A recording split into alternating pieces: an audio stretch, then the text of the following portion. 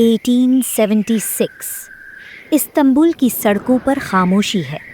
Ottoman empire जो कभी 3 महाद्वीप पर राज करता था अब मर रहा है। यूरोप वल्चर्स की तरह महमदूम एम्पायर के टुकड़े खाने के लिए तैयार है। इजिप्ट चला गया, बॉल्कन्स बगावत कर रहे हैं, खजाना खाली है और इस बढ़ते हुए तूफान के बीच 34 साल का एक शहजादा तख्त पर बैठता है। उसका नाम अब्दुल हमीद II। कुछ कहते हैं वो रेड सुल्तान था, खून का प्यासा डेस्पॉट। कुछ कहते हैं वो आखिरी उम्मीद था, एम्पायर का आखिरी मुहाफिज। आज आप जानेंगे सुल्तान अब्दुल हमीद II जालिम था या ज़हीन। जब अब्दुल हमीद तख्त पर बैठा, ऑटोमन एम्पायर एक जिंदा लाश थी। सिक मैन ऑफ यूरोप, ये नाम यूरोप ने दे रखा था। मजाक उड़ाया जा रहा था उस एम्पायर का जिसने कभी वियना के दरवाजे तक दस्तक दी थी। हकीकत ये थी, इजिप्ट ब्रिटिश के हाथ में जा चुका था। सर्बिया, रोमेनिया, बल्गेरिया एक एक करके आज़ाद हो रहे थे।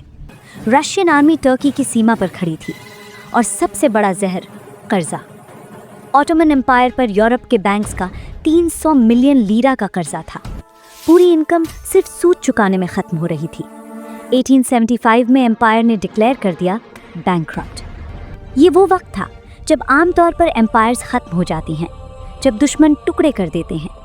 लेकिन अब्दुल हमीद ने कुछ और सोचा। उसने कहा, अगर मैं क़ुव्वत से नहीं जीत सकता तो डिप्लोमेसी से जीतूंगा। अगर मैं यूरोप से नहीं लड़ सकता तो यूरोप को आपस में लड़ाऊंगा। ये था अब्दुल हमीद का 33 साल का चेस गेम। अब्दुल हमीद को पता था अगर यूरोप एक साथ हो जाए ऑटोमन ख़त्म। तो उसने क्या किया? बैलेंस ऑफ पावर, ये उसकी स्ट्रैटेजी थी। रशिया को ब्रिटेन से डराया, ब्रिटेन को फ्रांस से, फ्रांस को जर्मनी से, सबको सबसे डराया और अपनी एम्पायर बचा ली। 1877-78 की रसो टर्किश वॉर अब्दुल हमीद हार गया बैटलफील्ड में, लेकिन कांग्रेस ऑफ बर्लिन ने डिप्लोमेसी से 33% टेरिटरी वापस ले ली। कैसे? उसने ब्रिटिश और ऑस्ट्रियंस को कन्विंस किया, अगर रशिया टर्की ले लेगा तो तुम्हारा मेडिटरेनियन एक्सेस चला जाएगा, और यूरोप अपनी ही चाल में फंस गया। लेकिन अब्दुल हमीद सिर्फ डिप्लोमेट नहीं था, वो बिल्डर भी था। 33 इयर्स में उसने बनवाया हिजाज रेलवे, इस्तांबुल से मदीना तक 1320 किलोमीटर्स। क्यों? ताकि हाजीज आसानी से जा सकें और ऑटोमन फौज भी।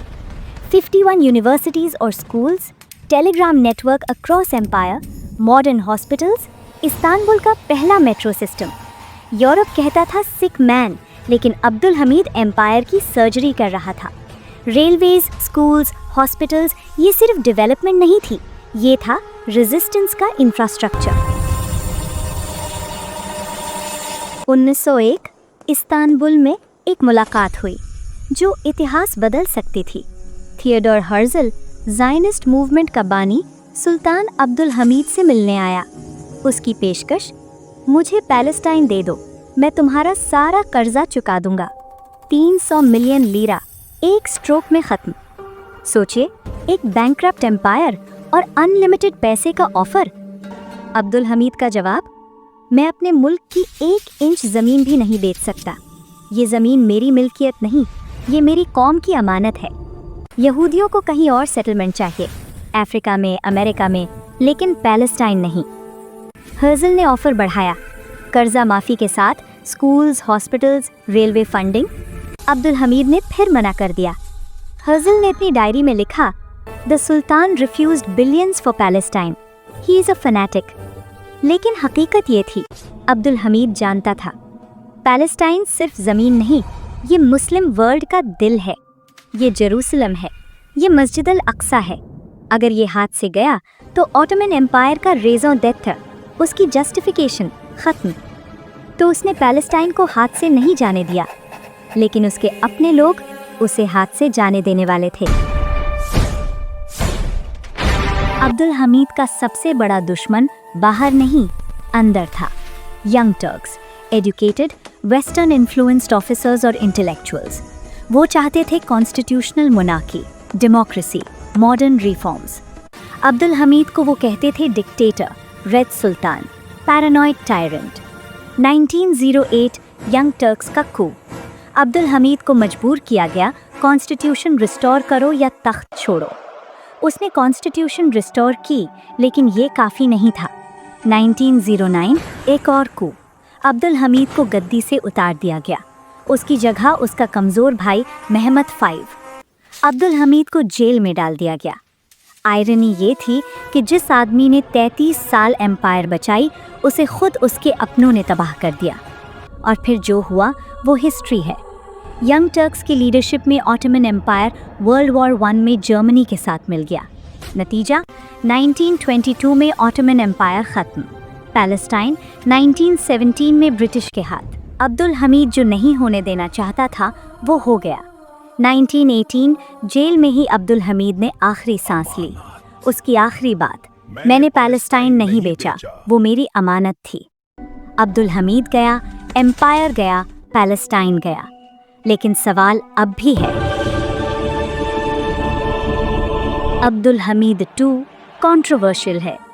कुछ कहते हैं वो डिक्टेटर था, secret police, censorship, Hamidi regiments जो आर्मीनियंस के खिलाफ वायलेंस करते थे।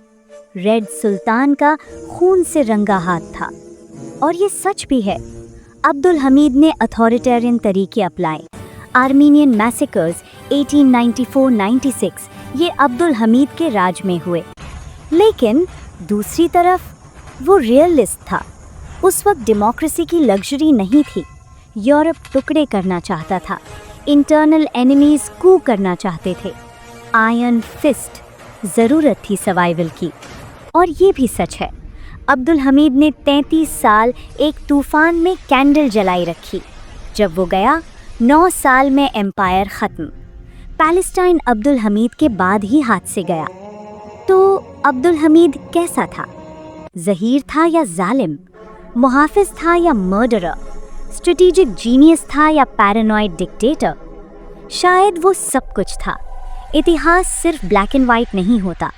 अब्दुल हमीद ग्रे था, बहुत ग्रे। वो एक आदमी था जिसने एम्पायर को 33 साल बचाया, लेकिन डेमोक्रेसी को सैक्रिफाइस किया। पैलेस्टाइन को नहीं बेचा, लेकिन आर्मीनियंस को प्रोटेक्ट नहीं किया। रेलवेज बनाए, लेकिन सीक्रेट पुलिस भी बनाई। यूरोप को फूल किया, लेकिन अपने लोगों को एलियनेट कर दिया। अब्दुल हमीद की कहानी ये नहीं सिखाती कि वो हीरो था या विलन। ये सिखाती है पावर में हर फैसला एक कॉम्प्रोमाइज़ है। हर विक्ट्री किसी की ट्रेजेडी है, और हिस्ट्री हर किसी को जज करती है। सुल्तान अब्दुल हमीद दूसरा, आखिरी ताकतवर उस्मानी सुल्तान। जब वो आया, एम्पायर मर रहा था। जब वो गया, एम्पायर फिर भी मर रहा था। लेकिन बीच के 33 साल उसने लड़कर जीता। अगर वो नहीं होता, पैलेस्टाइन 1880s में ही जा सकता था, ना ही 1917 में। ऑटोमन एम्पायर 1890s में ख़त्म हो सकती थी, ना ही 1922 में। अब्दुल हमीद ने टाइम ख़रीदा, वक्त जो शायद काम नहीं आया, लेकिन वो वक्त उसने डिग्निटी से दिया। रेड सुल्तान कहते हैं उसे, लेकिन शायद वो सिर्फ एक आदमी था जो सिंकिंग शिप को तैरना चाहता था, चाहे कैसे भी।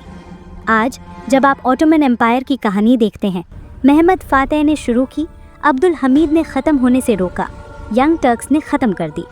हिस्ट्री में कोई हीरो नहीं, कोई विलन नहीं, सिर्फ इंसान है, कॉम्प्लिकेटेड, फ्लॉड, ट्राइंग। अगर आपको ये कहानी पसंद आई, सब्सक्राइब करें, क्योंकि आगे और भी ऐसे कॉम्प्लेक्स कैरेक्टर्स हैं। तब तक अल्लाह हाफिज़।